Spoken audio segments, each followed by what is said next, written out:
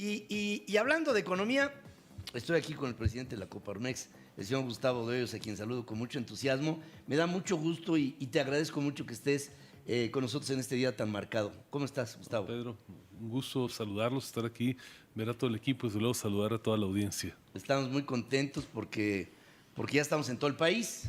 Ahí nos falta tu tierra, Chile. No, Pero muchas felicidades, un gran paso el que lleva el programa y estoy seguro que es un paso, no el definitivo, de muchos más que se darán en el futuro. estoy con esa esperanza, Gustavo. México, he visto tu constante actividad, no solamente a nivel interno en la Coparmex, sino a nivel mediático. Te veo constantemente en todos los trabajos que estás haciendo diarios para tomar algo que es fundamental para la economía o para las políticas públicas de este país. Resulta que ahora la economía es mitad ciencia y mitad arte, a decir del secretario de Hacienda. ¿Qué tanto el lado del arte está fallando que estamos teniendo este crecimiento tan bajo? Bueno, efectivamente la Coparmex desde siempre, no es novedad. Más allá de los temas netamente empresariales, Pedro, siempre ha estado ocupado de los temas trascendentes para el país. Desde luego la economía es uno de ellos, el Estado de Derecho, todo aquello que genere condiciones de prosperidad para las empresas, pero en general para todos los mexicanos. Y hoy, como bien señalas, la economía no está en su mejor momento. Ciertamente, el anuncio que dio ayer el INEGI, que al menos no llegó al 0.0, fue el 0.1, es una señal, diría yo, positiva de que el bajón no fue tan grave como podría haber sido. Lo que hemos venido diciendo a partir de que se conoció este dato es de que es una nueva oportunidad para que el gobierno federal tome decisiones en el sentido correcto, que generen el valor más importante que tiene la economía después del dinero, o a lo mejor es más que el dinero, es la confianza.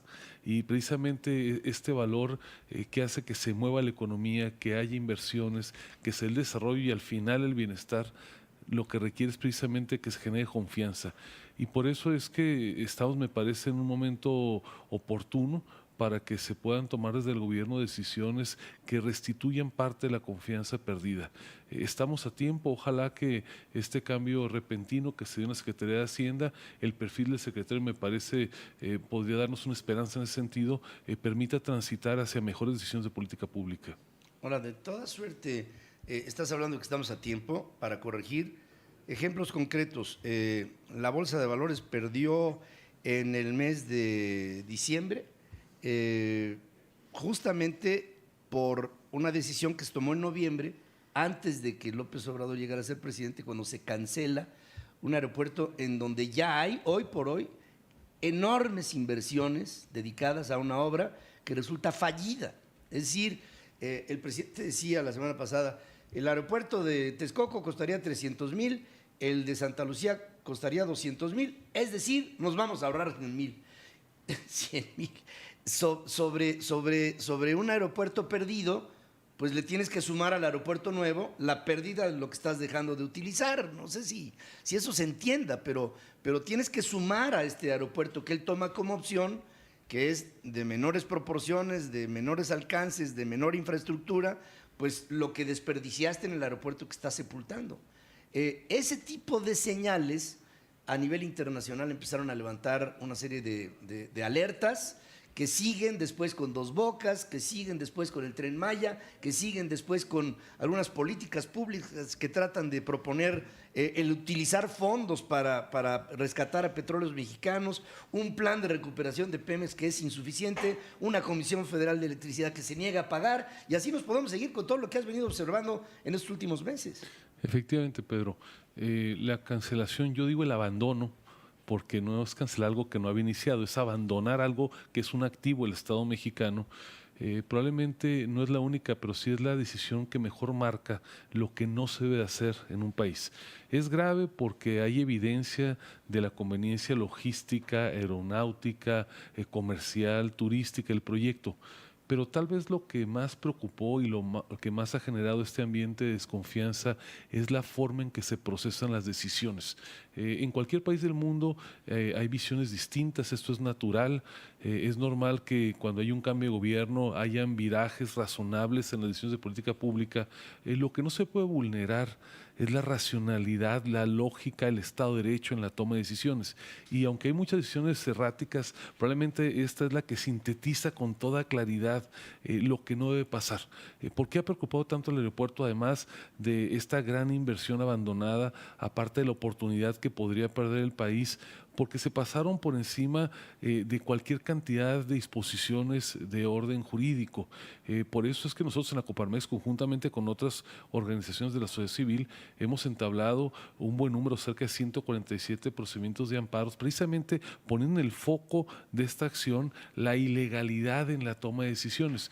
¿Cómo es posible que un proyecto de esta envergadura, la más importante obra en proceso del gobierno federal hasta que fue suspendida, sea literalmente cesada en base a una consulta pues que se aparta por completo de una legislación? Entonces, es preocupante la obra, sí. ¿Qué tiene en común la cancelación o el abandono de esta obra con otros proyectos como el de Santa Lucía, como la refinería de Dos Bocas, como el Tren Maya? La falta de método, falta de, como dijera el secretario que recién dejó su cargo de Hacienda, el apartarse de la evidencia, de los datos, de las decisiones racionales. Y eso es precisamente lo que leen los mercados. Cuando se percibe que un gobierno no está tomando decisiones basadas en la evidencia, entonces entra la incertidumbre y es cuando falla la inversión. Ahí hay mucho por hacer, insisto. Ojalá que el gobierno federal tenga margen para hacer un viraje importante. Están a su entera disposición en lanzar señales que puedan generar un mayor espacio de crecimiento para el país. Y si yo tuviera que señalar un sector donde con mucho hay una gran área de oportunidad, es el sector energético. Probablemente ahí es el talón de Aquiles del gobierno federal, es donde más decisiones erróneas se han tomado, y además tiene especial relevancia porque por un lado es un sector estratégico para la economía, pero además es donde se presentan las inversiones de mayor calado, de largo plazo para el país. Entonces, en la medida que no hay certidumbre, pues estamos viendo cómo proyectos y decisiones de inversión que ya estaban tomadas no se están materializando. ¿Ustedes han analizado de dónde salen los 485,000 millones de pesos que se proponen para acelerar el ritmo de la economía? ¿De dónde sale eso? Bueno, en realidad es una medida positiva, pero simbólica, yo diría sí. Qué bueno que en el anuncio que hizo hace 2 días la Secretaría de Hacienda se trata de dar esta magnitud, digamos, al anuncio. La realidad es que si algo hay que rescatar es la disposición para avanzar de tal manera que no haya retrasos o subejercicios en el 2020. Me parece que no hay realmente nada nuevo bajo el sol en ese sentido. Lo que hay que rescatar, y nosotros así lo tomamos, una disposición de la Secretaría de Hacienda con el cambio del titular para anticipar, ojalá que en los hechos así se materialice, la ejecución o la preejecución de proyectos que sí o sí pretende llevar a cabo el gobierno federal en 2020. Si esto se lleva a cabo, podría haber una ayuda, no me atrevo a decir de qué dimensión, pero en sí mismo el anuncio nos parece positivos. Tienen que pasar muchas más cosas para que realmente esta tendencia que tenemos hoy de creciente en la economía se pueda revertir. De los 485,000, más de 300,000 millones están destinados a algo que dice al consumo, por un lado, y al apuntalamiento de nuevos proyectos a través de créditos. Me falta detalle, no sé si tú lo consideres igual. Consumo en dónde, cómo, créditos para qué, y ahí queda un enorme espacio para el populismo. Sí, en realidad parte de esta suma, sobre todo en la parte de los créditos, está vinculado al anuncio que se llevó a cabo días antes en la reunión que tuvo el presidente de la República con la Asociación Mexicana de Bancos, donde estos comunicaron la disponibilidad, para financiar proyectos. No quiere decir que sea dinero que se haya traspasado a la tesorería del gobierno para que lo disponga. De otra manera, lo que se señaló por los bancos, y qué bueno que sí haya sido, es que habiendo las condiciones, ellos están en capacidad de prestar este dinero. Pero a final de cuentas, el microempresario, el mediano empresario, cuando toma la decisión de contratar un crédito, es una apuesta de su patrimonio de mediano y largo plazo.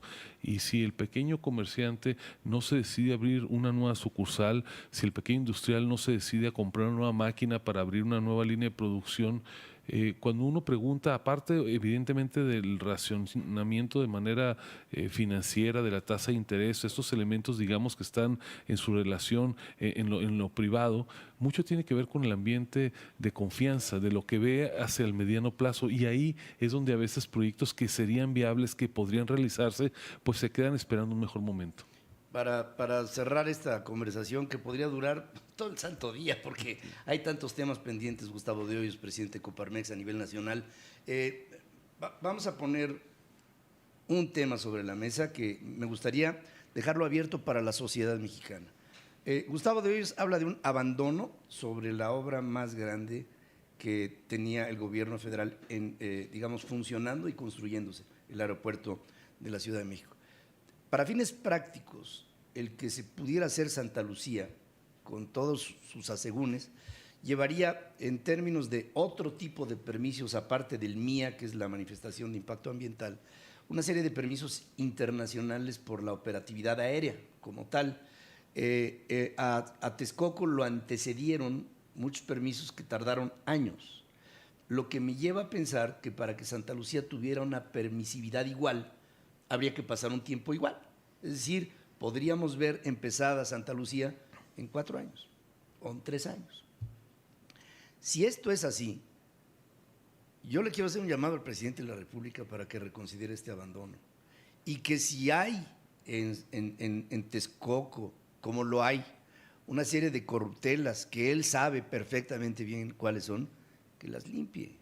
Y si hay alrededor del aeropuerto una serie de terrenos que iban a ser aprovechados por la banda que se fue del sexenio anterior para hacer de esto un gran negocio, que se expropien, se acabó, no hay más problema.